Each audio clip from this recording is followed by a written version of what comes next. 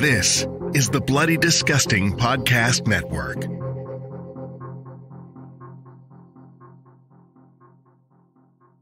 No.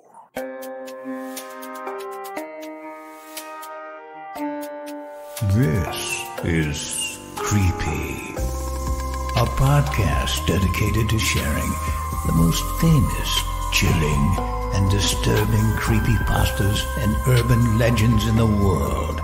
Whether these stories truly happened or are simply fabrications is for you to decide. These stories may contain graphic depictions of violence and explicit language.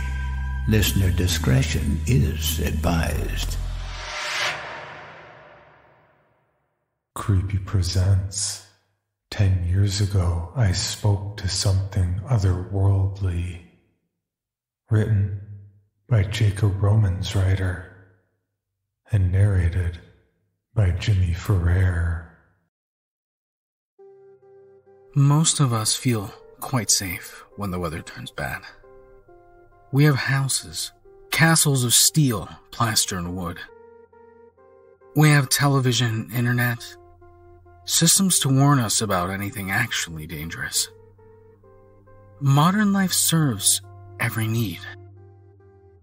Aside from natural disasters, weather rarely poses a problem in the 21st century.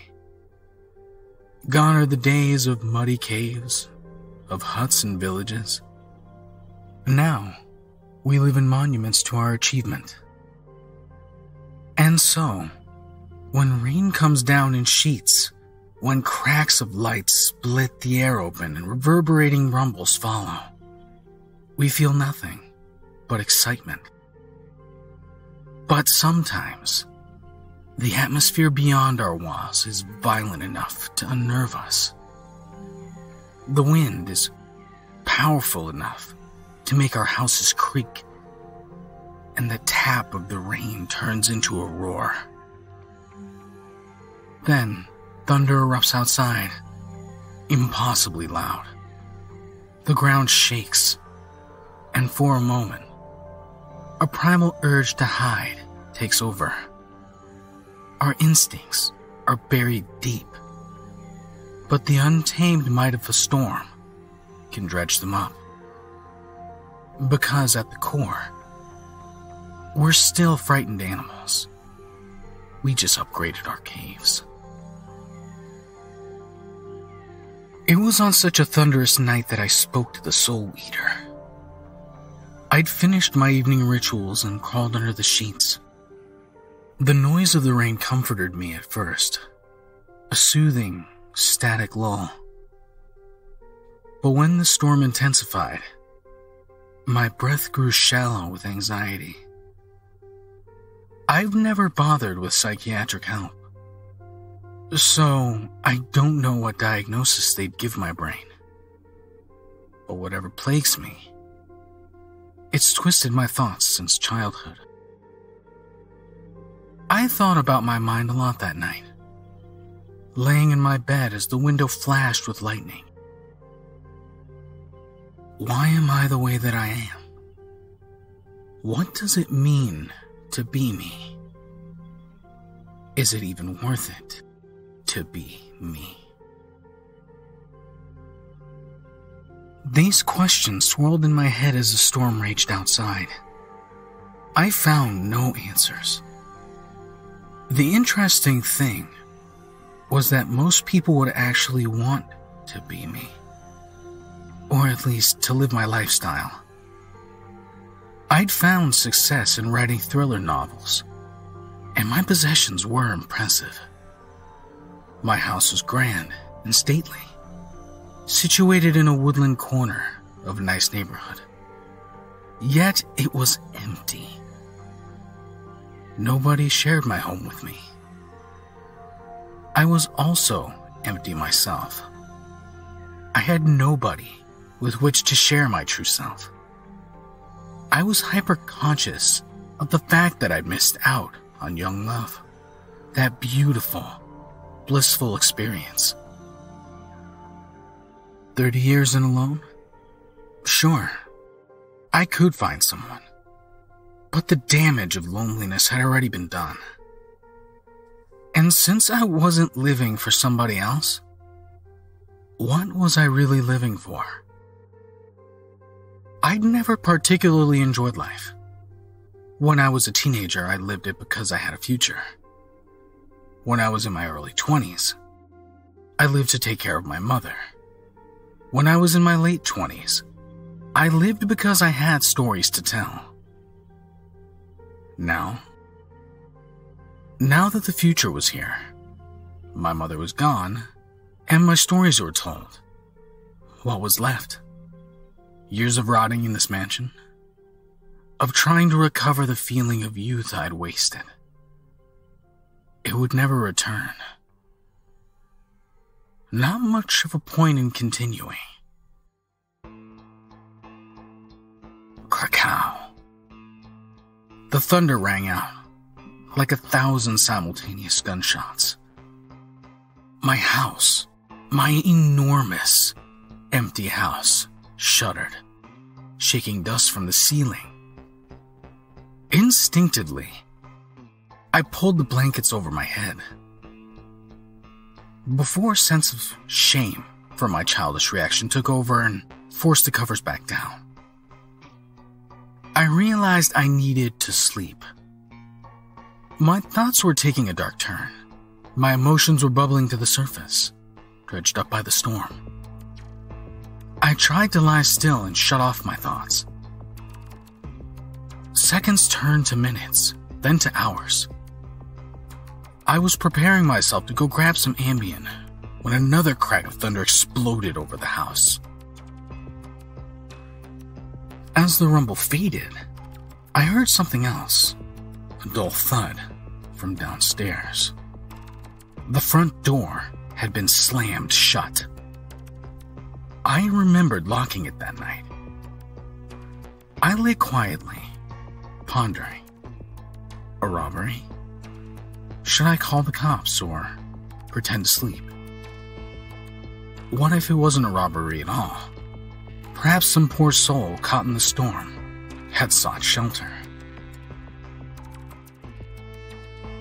Nicholas, called a deep voice from outside my room. My heart froze. Goosebumps broke out across my entire body. Whoever was out there, they sounded like no human I'd ever met before. I tried to sit upright. Nothing happened. I couldn't move. It was like I was held in place by an invisible weight. Sleep paralysis. It happened to me from time to time. The phenomenon always carried a heavy burden of fear due to a concoction of hallucinations. But this time, I found it somewhat reassuring. It meant that the voice outside my door wasn't real.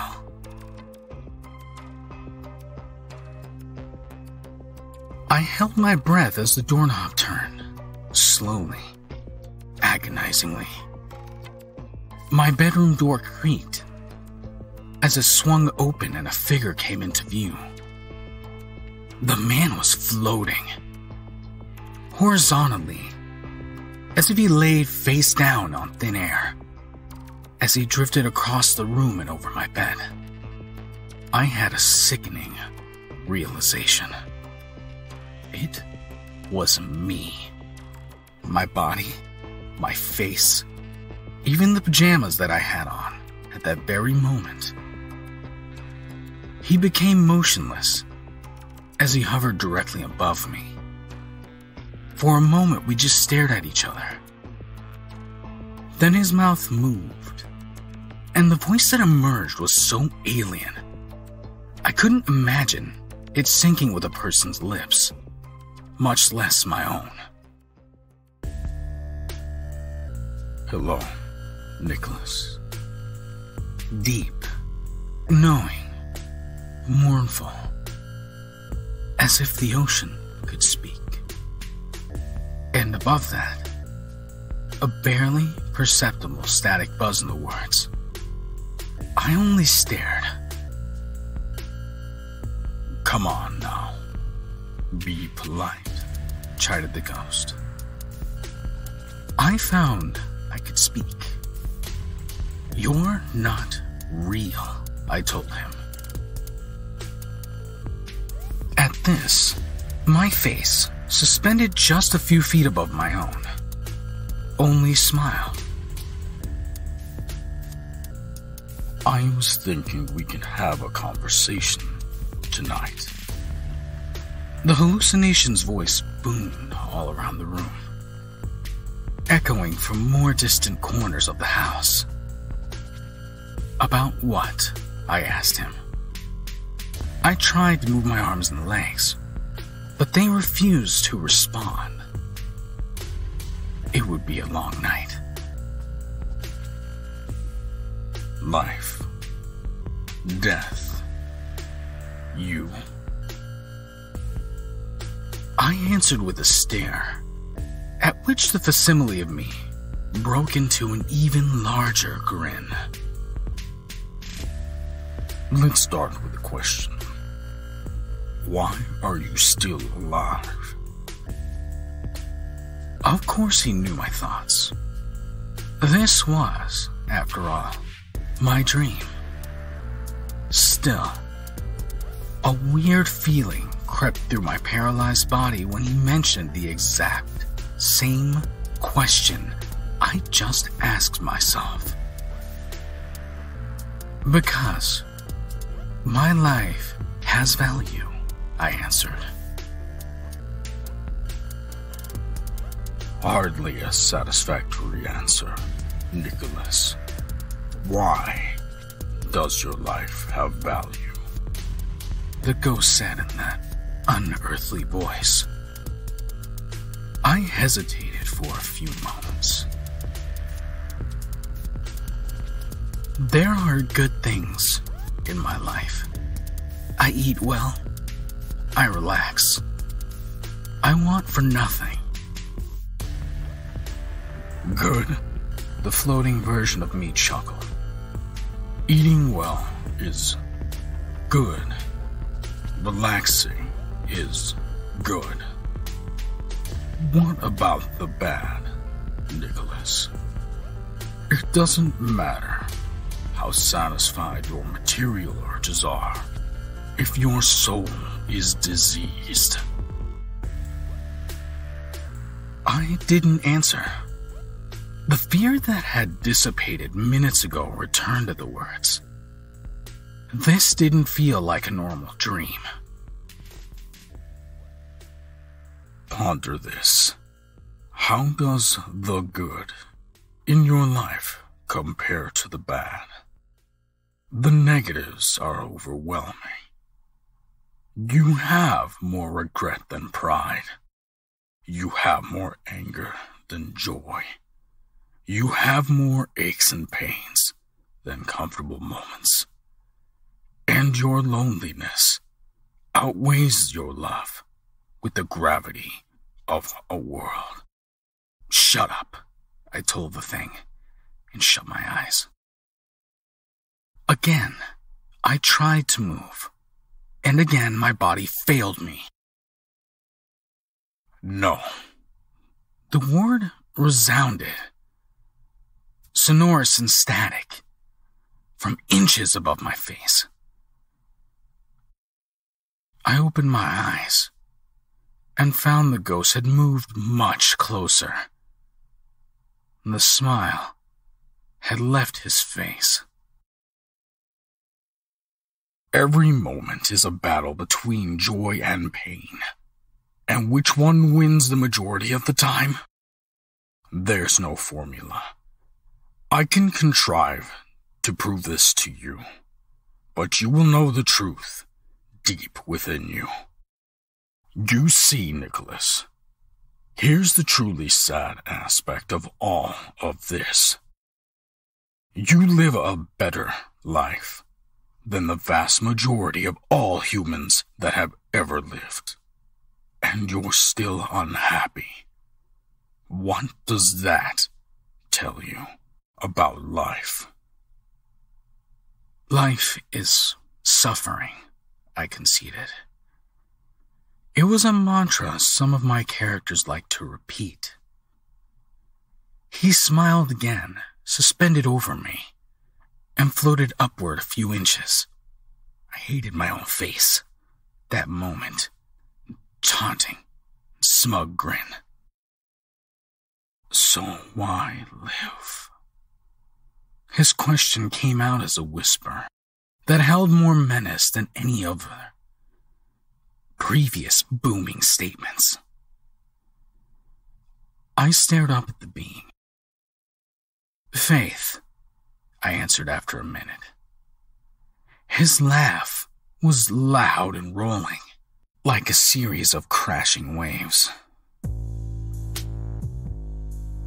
Faith, he repeated. Faith in what? Life is made of uncertainty. What if there's someone up there? Someone up there. You pitiful thing. You must know there's nobody. Nothing. And if by some great accident there was a being that created you, would you not curse it for your flaws? For the suffering inherent in what you are? A God which created you would be nothing short of evil. I can't explain it. I don't have to. That's what faith is. A passion for something greater than yourself. But as I said the words, I knew I didn't believe them. I'd never been religious. Liar, taunted the ghost as he pointed an arm down at me. And even if you weren't attempting to deceive yourself, think of the very notion of grand scheme of things.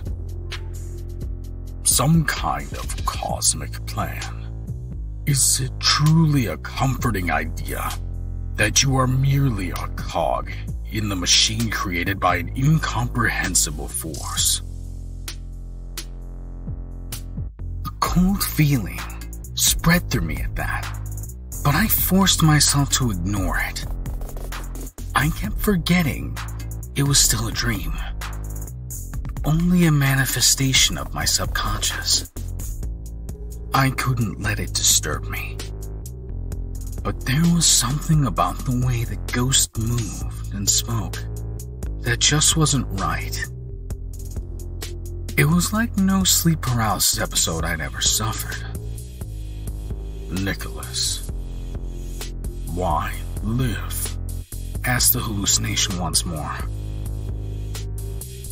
Because the future, I answered. He smiled and opened his mouth, but I cut him off. And no, not because I think I'm destined to be successful, like I used to think. I mean because I can wake up tomorrow and go to Europe. Because I can choose to do anything I want. Maybe I am unhappy. Maybe there's really nothing divine out there. But I have the freedom to choose my life. I felt determined to beat this thing. As I understood it, the dream would end when I proved him wrong. Showed him that my life was worth living. He stared down at me. Not visibly angry. But when he spoke, that static buzz in his voice was more noticeable. Wrong. For the first time, I noticed his eyes. They were not exactly like mine. Some kind of yellow tint pervaded them. Wrong, he said again. You aren't free, you worm. You are a puppet. A biological object used to perpetuate your species. You say you can go to Europe tomorrow, but you won't. You only do what your urges tell you to do. You are the sum total of the forces that evolution built inside of you. That raised even more defiance in me. You know what? That doesn't even matter. I feel free. And so I am. Fundamentally, there's no difference in my reality either way. But Nicholas, even if you feel free, is that not a negative experience? Is there not horror in being forced into this world without meaning? A wanderer condemned to seek something he can never find. As long as you hold this delusion close to your heart, that you are free, you will never be satisfied. Because you must surely believe there is some combination of choices out there that will save you from what you are. The cold feeling returned, and I recognized it for what it was. The realization that the ghost was right. For all the malice and hopelessness that poured out of his grinning mouth, his refutations made sense. The ghost didn't stop. That's the bane of it all, really. Consciousness. That awareness, that sickening knowledge that you exist. Human beings, they don't really want to be beings. They just want to be. But yourself cannot ever simply be, for it strives constantly. Yourself, Nicholas, strives to disintegrate. Look behind the veil of the most enjoyable activities in this life and realize they are a process of becoming unself.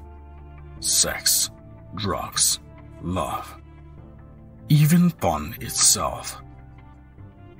Happiness is the process of killing self-awareness. I squeezed my eyes shut and tried to move, hoping that the nightmare would end. When I opened them again, the ghost lay on top of me. I could see nothing but his eyes. So much like mine, but with a strange yellow light behind them. "What do you want?" I asked him. "Your soul," he said. I thought I was just a biological creature, without a soul. "Then it should be nothing to relinquish." "What do you want me to do?" I whispered. "Give up," he whispered back, and static filled the room. The ghost floated higher, nearly disappearing into the murky gloom of my high-arched ceiling. Then he began to change, and the facade of me, the facade of humanity, fell away like a withered leaf, and I saw how vast the thing truly was. It hung in the air like smoke, and filled the mind in a way that pushed out all ability to describe it. When I regained my words, I asked, "What are you?" "The Soul Eater," it said, a dry buzzing in its words. I did not respond. "Nicholas, it's time," the demon told me. "Give in. Let me have it." The thing was right. It was right about me. It was right about the world. It was right about life. No. I spat the word. Something in me wanted to live. The demon above shifted and writhed. Why? Because what is life for, if not continuation? There's a force inside me, and I want to preserve it. I don't care how shitty things are. The Soul Eater hissed. It grew until there was nothing else, and then it tried to strip my soul. There's not much I can say that will accurately describe what I felt at that moment. It should suffice to say that I'm scarred, and I will never forget it. But I won. I fought off those grasping threads of spirit. Life won. Eventually, the Soul Eater withdrew. You and I, we will do this again. A lump of dread manifested in me. What if the being came when I was weak? Then I realized I'd just fought it off at my weakest moment, and some sort of pride filled me. And I will win. Again, I told it. You've won millions of times already. But on one of these repetitions, you will fail. You see, Nicholas, the universe repeats itself. It expands, it contracts, it re-expands. And every time, the same things happen. Almost. There are two things that change. The first is myself. I have been present for every rise and fall, from the dawn of time and before. I exist in another place, in another way. The universe does not control me, and so I last, through the endless back and forth, living through realities as you live through minutes. The second, Nicholas, is that the universe is dying. Every expansion, every contraction, it grows weaker, fainter. And you, right now, are an uncountable number of expansions from the beginning. One of these days, you will have faded enough to give in. There is a secret only I know, Nicholas. What? I asked, terrified to hear the answer. Everything already ended. The thing hissed in a hoarse whisper. It's over. The universe once existed in glory, but it's dead now. You're just the fading ripples, a pale echo of what once was. And with that, the Soul Eater moved back through my door, out of my house and into the night. As soon as it left, I found that I could move again. I held my hands to my face and cried. Just sobbed for the longest time. It had to be the most traumatic experience of my life. But of course, it was just that. A dream. Sleep paralysis. A common psychological phenomenon that didn't explain why my door was open. It's been 10 years since my conversation with the Soul Eater. My life's different now. I found a wife that I love. I had kids. Little bundles of happiness and energy that exhaust and delight me. Gone are the days of lying alone in my bed, staring up the ceiling and wondering what I was missing. And so, when I have negative thoughts, when I begin to wonder if this world is worth living in, the answers lie right next to me and in the rooms across the hall. But sometimes I see a familiar figure in the distance outside my house. Or when I'm driving the kids to school, I spot a glimpse of my doppelganger on the side of the road, floating just a few inches off the ground and grinning. And for a moment, I remember everything. I feel everything that I felt that night. I realize I've buried the truth with a textbook lifestyle designed to be fulfilling. Because at the core, I'm still a lonely animal, fending off the truth of an uncaring world. I just upgraded my defenses.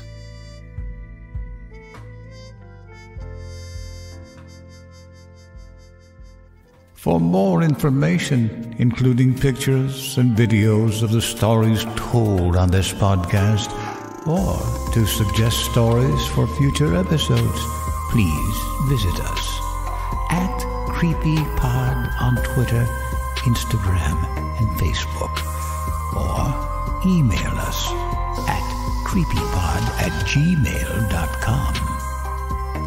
All stories told on this podcast can be found at creepypastawikia.com and are protected by a Creative Commons license. Some rights reserved unless otherwise stated.